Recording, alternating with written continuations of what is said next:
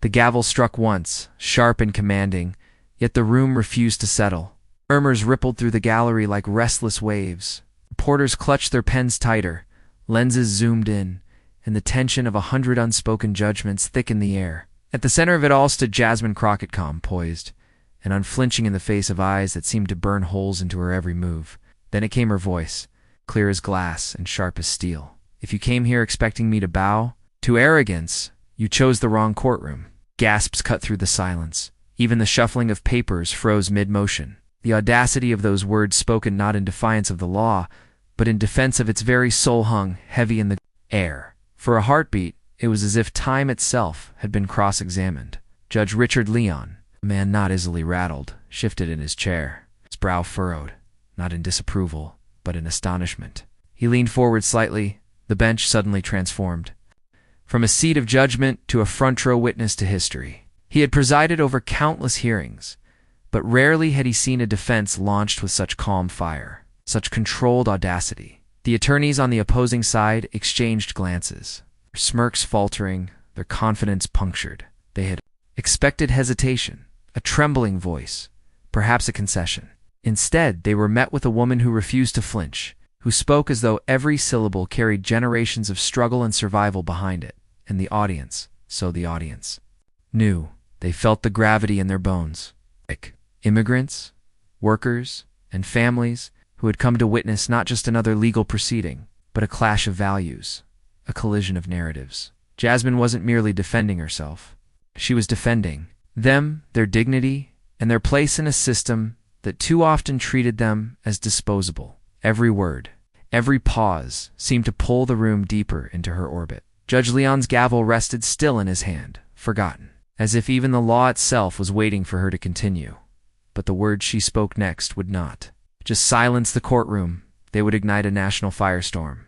The courtroom was not just a room with 4 walls and a bench. It had become an arena where the future of justice itself was on trial. Beneath the polished oak and the hum of fluorescent lights, an invisible weight pressed down on every person seated there. This case wasn't merely about legal technicalities or procedural motions. It was about whether truth could still stand tall in a country where power often tried to bend it. What was at risk here wasn't simply a verdict. It was dignity. It was accountability.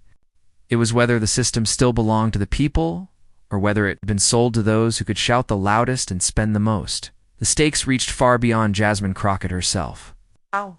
She stood not only as a lawyer and a defender, but also as a living challenge to an entrenched arrogance that had grown too comfortable in its power. Across the aisle sat her opponents, cloaked in prestige and dripping with entitlement, armed with a strategy built less on facts and more on intimidation. They weren't just trying to win a case, they were trying to crush an idea. The idea that truth, when spoken with conviction, could pierce through the most carefully manufactured lies, every witness who had been dragged forward, and every piece of evidence twisted into something unrecognizable, was part of a larger performance. Performance designed to convince America that corruption was competence and that arrogance was authority. And for too long, that performance had gone unchallenged. But this time was different. This time, the audience wasn't buying the act. The eyes in the gallery told the story. Mothers with children on their laps, workers with calloused hands folded nervously, and students scribbling notes as if capturing history in real time. They weren't here to watch another hollow display of power. We're here to see if someone would finally hold that power accountable. The tension was bigger than the courtroom. Outside its walls, the country wrestled with its own fractures. Commentators framed it as another partisan skirmish, another headline in a never-ending cycle of outrage. But inside these walls, every word spoken was charged with something raw, deeper. It wasn't left versus right. It wasn't red versus blue. It was truth versus manipulation, dignity versus disdain, and service versus selfishness. And in that clash, Jasmine Crockett became more than an attorney. She became the embodiment of a question America was too afraid to ask. Could one voice, rooted in conviction and forged by struggle, still shatter the arrogance of institutions that thought themselves untouchable? Judge Richard Leon could feel the tension pressing down on him as well. His courtroom had become a mirror reflecting the nation's doubts back at itself. He watched Jasmine closely, perhaps wondering whether this was just another fiery outburst destined to fade or whether this was the beginning of something seismic. The opposing attorneys smirked again, trying to mask their unease. Their arrogance was a fortress, but a fortress built on hollow ground. And as Jasmine stood there, steady and unflinching, one truth became undeniable. She wasn't just playing defense. She was preparing to expose the cracks in their entire foundation. And yet, the arrogance of her opponents was about to meet its match. They came into the courtroom like they owned it. Suits pressed so sharp they could cut glass, voices dripping, with the confidence of men who had been told their entire lives that the rules didn't apply to them. These were not merely attorneys arguing a case. They were the living embodiment of a system that had long mistaken arrogance for authority. Their leader, polished figure with silver hair and a smirk permanently etched across his face, carried himself as though the outcome had already been decided. He spoke with the ease of someone who believed that wealth and connections were more substantial than facts. Every time he addressed the court, it wasn't just about presenting arguments. It was about reminding everyone present that he belonged to a class that had never truly faced consequences. Behind him, his colleagues shuffled papers with a kind of rehearsed performance. Each page turned loudly enough to signal dominance. When Jasmine Crockett spoke, they leaned back in their chairs, feigning boredom, trading smirks, as though her words were nothing more than noise. To them, her presence was an irritation, not a challenge. They saw her as a footnote, not a headline. But their arrogance was more than personal, it was institutional. These men were backed by a machine of politicians and donors who thrived on the illusion of invulnerability. They had spent years bending rules, twisting narratives, and dismissing any voice that dared confront them. Their careers had been built not on defending justice, but on defending power itself. And in their eyes, Jasmine represented a threat more dangerous than any opposing counsel. She described the possibility that the system could be held accountable. For its long-standing neglect, their strategy was familiar: overwhelm with technicalities, belittle with tone, and distract with theatrics. When facts didn't serve them, they cloaked themselves in procedure. When truth cornered them, they laughed it off as irrelevant. To them, accountability was a foreign language, one they had never been forced to learn. This wasn't the first time they had used such tactics. Their track record was marked by moments where the truth was buried beneath mountains of paperwork, where justice was stalled until the public's outrage had cooled. They had won cases not by being right, but by exhausting their opponents. And in a system where money could buy time, they always had the upper hand. But arrogance breeds blindness. So sure were they of their invincibility that they failed too. Notice the cracks forming around them. The smirks they traded in court were the same ones that once played on their faces during closed-door meetings. Deals made in whispers, and lives disrupted by signatures signed without conscience. They didn't realize that the very confidence they wore like armor had begun to look. The outside world like rot. The gallery could see it. Ordinary Americans sitting shoulder to shoulder recognized in these men the same disdain they had encountered in their own lives: bosses who dismissed their voices, officials who ignored their pleas, and systems that seemed designed to keep them silent. The courtroom was not just a battle of law. It was a stage where every shrug, every sneer, and every dismissive glance became evidence of something larger: power unchecked. Judge Richard Leon watched closely. Though he remained the picture of neutrality, his eyes caught the subtle ways. These attorneys wielded arrogance like a weapon. He had seen this before. Men who mistook their position for invulnerability, who underestimated those who stood against them. Perhaps even he felt the stirrings of unease, the sense that this wasn't going to unfold as predictably as they believed. For now, the antagonists played their roles with precision. They leaned on their pedigree, their connections, and their well-practiced disdain. They carried the confidence of privilege into every exchange, convinced the courtroom was theirs to command. But what they didn't yet realize was that their arrogance was about to collide with something they had never truly faced. A woman whose resolve had been shaped not by privilege, but by struggle. But standing across from them was someone whose story was forged in struggle, not privilege. Long before she ever set foot in Judge Richard Leon's courtroom, Jasmine Crockett knew what it meant to fight battles no one thought she could win. Her story did not begin in marble halls or in the polished chambers of power. It started in neighborhoods where opportunity was scarce and voices like hers were often silenced before they ever had the chance to rise.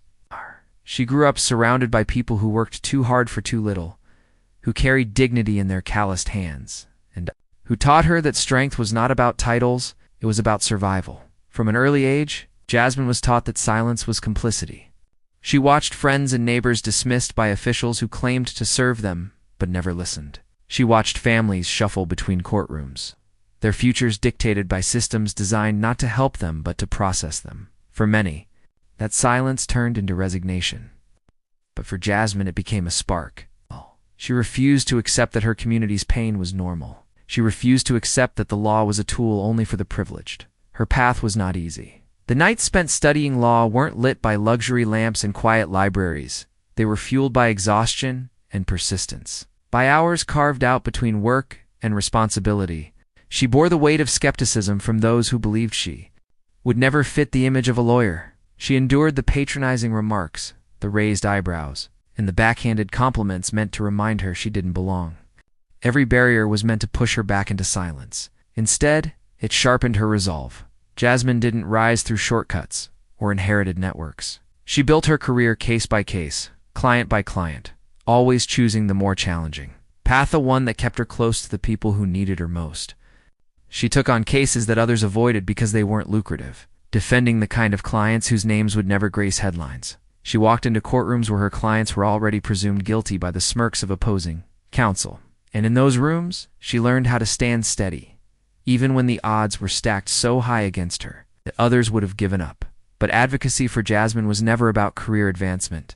It was about service. She carried with her the stories of the voiceless, the immigrant family who had worked for years only to face unjust deportation, the single mother whose landlord tried to exploit her, and the young protester charged for daring to speak out.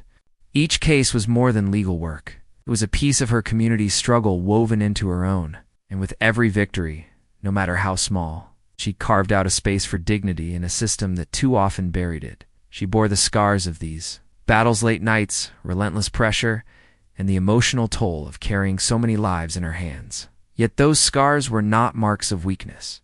They were proof of endurance. They gave her something her opponents would never have: authenticity. She didn't stand in courtrooms because it was expected of her. She stood there. It earned it. Because she carried within her the weight of countless stories left untold. Her rise into public office and her reputation as a fierce advocate were not accidents. They were born from those long nights of sacrifice, from the fire she carried for justice, and from her refusal to let intimidation silence her. To those who underestimated her, she was simply another lawyer with too much passion and not enough polish. But to the people who knew her, she was a lifeline, a fighter who never confused privilege with power. This was what made her dangerous to the men across the aisle. They had been trained to outwit opponents who played by the same rules. They did rules of prestige, of money, of connections. They did not know how to combat someone who had been shaped by a different game altogether. Someone who had wrestled with injustice, not from the safety of lofty offices, but in the trenches of real struggle. Jasmine Crockett's strength wasn't theoretical. It was lived, scarred, and tested. And now in this courtroom, all of it converged. Every slight she endured, every door that was slammed in her face, every doubt cast upon her capabilities, they had not broken her. They had built her. Where her opponents wielded arrogance like armor, Jasmine wielded scars like steel. Her composure wasn't born of entitlement. It was born of survival. Her words carried not just legal precision, but the weight of lived truth. Judge Richard Leon could sense it, even if he couldn't articulate it. This wasn't just another attorney making another argument. This was a woman whose life had prepared her for this very moment. Her voice, her poise, and her fire, they weren't rehearsed. They were real. And in a system drowning in pretense, realness had a power all its own. Her opponents saw only a woman they could dismiss. What they didn't see, what they couldn't see, was that her entire life had been a rehearsal for this confrontation. They saw a courtroom skirmish. She saw a battlefield where her people's dignity was at stake, and those very scars would now become her sharpest weapon. The courtroom, already tense from Jasmine's opening declaration, now bristled with an energy that felt almost combustible. The opposing attorneys, rattled but unwilling to admit it, leaned into their well-worn tactics. They began to interrupt her rhythm, cutting across her sentences with mock politeness. Each interruption sharpened with condescension. "Counselor, with all due respect," one sneered, his tone carrying anything but respect, "you're emotional." Flourishes may play well in front of an audience, but they don't change the facts of the law. The words floated in the air like a cheap trick, meant to belittle her as dramatic rather than substantive. A few of his colleagues chuckled under their breath, exchanging smug glances. To them, this was the moment to put her back in her place, to remind her and everyone else in the room who truly controlled the narrative. But Jasmine did not flinch. She let the silence stretch, her eyes fixed on him with an intensity that turned his smirk brittle. The crowd noticed. The reporters in the back stopped scribbling for a moment, waiting, sensing that the silence itself was no accident. It was her weapon. Then she spoke again, her voice steady, deliberate, and sharper than before. Respect is earned by truth, not demanded through arrogance. A ripple went through the gallery gasps. A muffled cheer quickly hushed, and the sound of someone dropping a pen onto the wooden floor. Even Judge Leon's expression shifted, his lips tightening as though suppressing surprise. He lifted his gavel as if to call the room back to order, but stopped short, his own curiosity holding him in place. The opposing side pushed harder. They accused her of theatrics, of pandering to the crowd. One lawyer leaned forward, his tone thick with disdain. "This isn't a stage for your speeches. Stick to the facts." Again Jasmine chose silence first. She let his words echo, hang, and then collapse under their own emptiness. Her calm refusal to rush back into the fray made every interruption look smaller, weaker, and desperate. Even the whispers in the audience began to turn not against her, but against those who kept underestimating her. "You want facts?" finally said, voice crisp and resonant. "Then let's talk about the ones you keep running from." Her words struck like a gavel of their own, louder than any interruption, heavier than any sneer. The opposing counsel shifted uncomfortably in their seats, forced into defensive glances at one another. Their fortress of arrogance was showing cracks, and yet they couldn't stop themselves. They threw out objections, sometimes frivolous, sometimes absurd, anything to stall her momentum. Each objection, though, only heightened the spectacle, drawing more attention to her poise and their desperation. With every raised voice, Jasmine's restraint became more commanding. Need to outshout them. She only needed to outlast them. The audience felt it too. Whispers snaked across the gallery, students whispering to each other, activists nodding, even ordinary citizens leaning forward as though sensing they were watching more than a legal proceeding. They were witnessing a duel between arrogance and dignity, and dignity was winning without ever raising its voice. Judge Richard Leon sat back, observing the storm unfold before him. His courtroom had seen hundreds of cases, but rarely one where the balance of power shifted so dramatically, so quietly. The interruptions meant to humiliate her had only magnified her authority. Her silence, her timing, her composure, it was a masterclass not in theatrics, but in control. The murmurs grew louder, the tension sharper. Even the air seemed to hold its breath, waiting for what would come next. And then Jasmine lifted her head, eyes steady, as if preparing to deliver a final blow that none of her opponents could see coming. And then came the moment that froze even Judge Richard Leon in place. For a long moment, Jasmine Crockett stood, perfectly still. The courtroom's noise, the shifting of chairs, the shallow coughs, the murmured objections, dissolved into silence. She let it linger, as if even the walls were leaning in to hear what came next. Then, with a calmness that cut sharper than any shout, she began. "You speak of facts," she said, her tone measured, unhurried. "Then let's place them on the record." She picked up a sheet of paper, not trembling, not rushed, and read aloud with precision. Fact 1. The evidence you've submitted omits key testimony. Testimony from witnesses you deemed irrelevant because it contradicted your narrative. Yet those witnesses swore under oath. Their words matter. The opposing counsel shifted, suddenly uneasy. Their earlier bravado wilted beneath the clarity of her delivery. Y reached for his water glass, hand trembling slightly. Another forced a smile that looked more like a grimace. Fact 2. Jasmine continued, her voice gaining quiet force. Your own filings contradict each other. On page 14, you argue X. On page 28, you argue the opposite. Which is it? Do you expect this court to believe both? A ripple of laughter, stifled but undeniable, moved through the gallery. Even a reporter at the back couldn't suppress a grin. Judge Richard Leon adjusted his glasses, his expression betraying the faintest flicker of amusement. The lead attorney on the opposing side stood, his chair scraping against the floor. Objection. Your Honor, counsel is editorializing. But Jasmine didn't pause.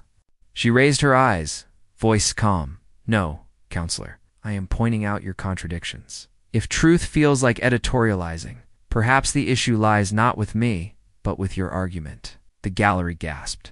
A few bold claps rang out before being quickly silenced. The lead attorney sat back down, his face flushed crimson.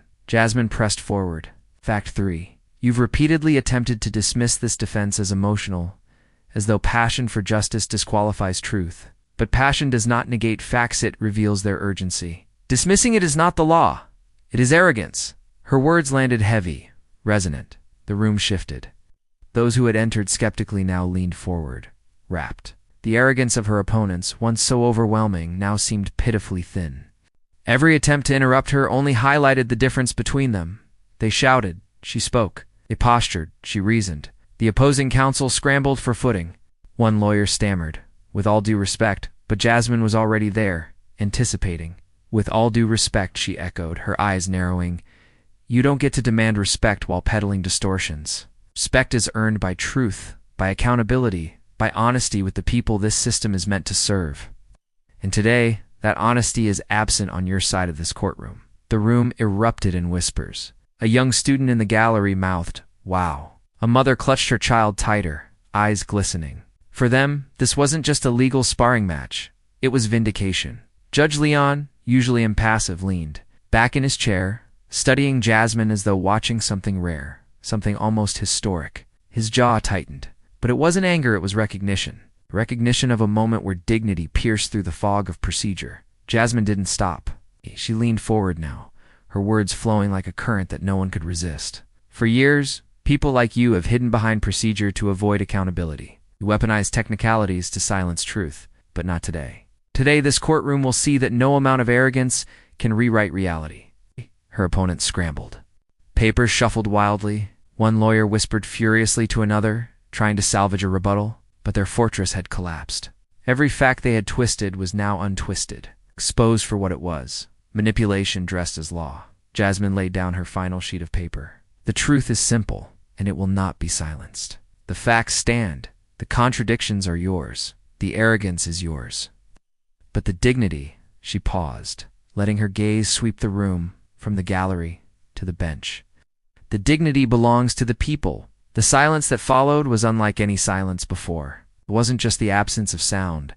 It was reverence, awe. Even those who had doubted her now sat frozen, their skepticism dissolved by the clarity of her words. Then, from somewhere in the gallery, a single clap rang out. Another joined. Within seconds, the entire gallery was on the edge of eruption. Judge Leon raised his gavel, prepared to restore order, but for a brief flicker, he hesitated. His eyes betrayed something deeper, astonishment. Not at the facts judges had heard facts before, but the way she had wielded them, not as sterile points, but as weapons of truth that cut through arrogance with surgical precision. The opposing attorneys looked shattered. Their smirks had vanished, and their posture collapsed. One nervously flipped through his notes, as though some forgotten argument might rescue him. Another avoided eye contact altogether, staring at the table with a clenched jaw. The fortress of untouchability they had carried into the courtroom now lay in ruins. Jasmine, meanwhile, didn't gloat. She didn't need to. Victory was not one of humiliation, it was one of illumination. She had turned their arrogance into a mirror, forcing them to see what they truly were. The audience could feel it. The energy in the room had shifted irrevocably. No matter what verdict came later, no matter how the transcripts would read, everyone knew they had witnessed something that transcended the case itself. Judge Leon finally struck his gavel, restoring order with a sharp crack that echoed through the chamber. But even as he did, his eyes lingered on Jasmine Crockett. The astonishment remained, a silent acknowledgement that what had just unfolded was beyond the ordinary practice of law. It was history, raw and unfiltered, written in real time. The gallery sat breathless. Reporters' fingers raced across keyboards, knowing they had just captured headlines that would dominate the news cycle. And yet even they understood that words on a page would never fully capture what it felt like to be in that room. To hear truth delivered with such precision, to watch arrogance crumble in real time. For Jasmine Crockett, it was not about applause or headlines. It was about something simpler, something purer, proving that dignity and truth could still hold. The line in a system too often weighed down by manipulation, and as the echoes of her words lingered in the chamber, one truth became undeniable. The courtroom had just witnessed a takedown that would echo far beyond these walls. Asterisk, asterisk. The moment Jasmine Crockett's counterattack landed, it was more than a courtroom victory, it was a cultural spark. Within minutes, the outside world had caught fire. Phones in the gallery lit up like lanterns as reporters and attendees raced to upload clips. By the time the gavel echoed through the chamber, her words were already spreading across timelines. Hashtags multiplying like wildfire, #Crockett clap back trended first, followed closely by #truth over arrogance and #Jasmine for justice. A 12-second TikTok clip featuring her line about respect being earned by truth, not distortions, reached 2 million views in under an hour. Teens stitched it with reactions of wide-eyed gasps. Lawyers broke it down frame by frame, explaining why her argument was airtight. One meme showed her standing tall with the caption, "When you bring receipts and a soul." On Twitter, celebrities chimed in. An actor posted, "This wasn't a defense. This was poetry in a courtroom robe." A Grammy-winning singer added, "We need leaders who talk like this. Raw, unbought, unafraid." Political commentators, meanwhile, scrambled to interpret the shockwaves. On cable news, panels debated whether this was a one-time spectacle or the start of a rising force in American politics. And yet, the reaction wasn't limited to elites. In dorm rooms across the country, college students replayed the footage, pausing to take notes. "She's like our generation's courtroom warrior," one student declared during a live-stream debate. Podcasts dissected the moment. Was this just charisma? Or was it the skillful application of fact and law we rarely see? Listeners flooded comment sections with a unified sentiment. Jasmine Crockett had cut through the noise and reminded people what truth sounded like when spoken without fear. In living rooms, parents showed their kids the clip, explaining why courage matters when facing power. "Shh, look at her composure," a father said, rewinding the video. "That's what strength looks like. Not yelling, not bullying, but truth. Steady and unshaken." In church halls and community centers, conversations picked up. Her words weren't just about a case. They were about a system, about people tired of being silenced by arrogance and dismissed by authority. Meanwhile, her opponents felt the backlash instantly. Editorial cartoons mocked them as collapsing under the weight of their own contradictions. Late-night comedians replayed their flustered expressions alongside Jasmine's unflinching calm. The contrast was brutal. Power exposed, privilege dismantled. But beyond the humor and virality, something deeper was happening. A dialogue was igniting. Was the justice system finally being forced to confront the arrogance that had long defined it? Could a single courtroom defense have a ripple effect, leading to a broader demand for accountability? These weren't just hashtags, they were questions people carried to work, to classrooms, and to kitchen tables. Judge Richard Leon, too, found himself a subject of fascination. Clips of his astonished expression circulated widely, tagged with captions like "Even the judge knew she cooked," though he offered no public comment, the image of him frozen. In his chair, it became symbolic, a visual marker of a power structure being jolted awake. By nightfall, the internet was in a state of chaos. Hashtags reached trending status in multiple countries. International outlets picked up the story, framing it as a rare moment of American politics colliding with raw authenticity. In London, a news anchor remarked, "This wasn't just a legal defense, it was a cultural event." In Lagos, a radio host told listeners, "She spoke like someone carrying the voices of a people, not just a case." Podcasts recorded emergency episodes. One viral commentator summed it up bluntly, "Every so often, someone cuts through the circus and reminds us that truth is not dead." Today, Jasmine Crockett did exactly that. But perhaps the most telling reaction came not from politicians or pundits, but from ordinary citizens who had grown weary of spectacle without substance. In forums and group chats, people admitted they hadn't felt this inspired in years. "Made me believe again," one viewer wrote. Another echoed, "It felt like she wasn't just speaking in that courtroom, she was speaking for us." The noise was loud tweets, memes, debates, headlines, but beneath it all, something quieter, yet more enduring, pulsed through. It was the recognition that Jasmine's words weren't just sharp comebacks or viral sound bites. They were born of scars, of sacrifice, of a relentless pursuit of justice that refused to be silenced. And that truth carried a weight no meme could fully capture, because in the end, her words weren't merely a defense. They were a lesson one America could not afford to ignore. Asterisk, asterisk, asterisk, asterisk in the days that followed. Commentators attempted to reduce Jasmine Crockett's defense to a mere strategy, rhetoric, or political theater. However, those in the room knew it was something far more profound. What she offered wasn't just a rebuttal, it was a reframing of what justice itself should mean in a society straining under arrogance and manipulation. For too long, power had disguised itself as truth. It had spoken in confident tones, dismissed objections with a smirk, and hidden behind the prestige of institutions. But Jasmine revealed a different hierarchy: dignity over arrogance, truth over distortion. In her composure, she demonstrated that the loudest voice in the room is not always the truest one. The most adorned title does not guarantee moral clarity. Real strength lies in holding fast to principle, even when surrounded by those who would prefer silence. Judge Richard Leon's astonishment lingered as more than a momentary reaction.